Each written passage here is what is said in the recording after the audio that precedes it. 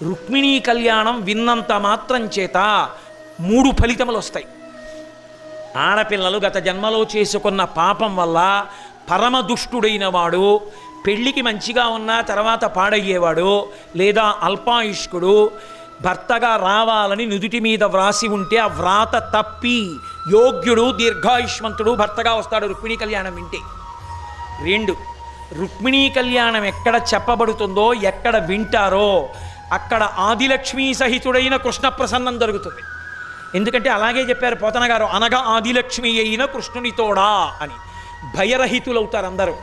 భయాలు లేకపోవడం అంటే మనసులో పీడిస్తున్న శంకలు తొలగిపోయి భగవద్ అనుగ్రహం పరిపూర్ణంగా కలుగుతుంది. 3, రుక్మిణీదేవి వ్రాసినటువంటి లేఖ విన్నంత మాత్రం చేత మంచి పెళ్ళీడొచ్చినటువంటి ఆడపిల్లలందరికీ ఉత్తమమైన వరులు వచ్చి వెంటనే పెళ్ళిళ్ళు అయిపోతాయి.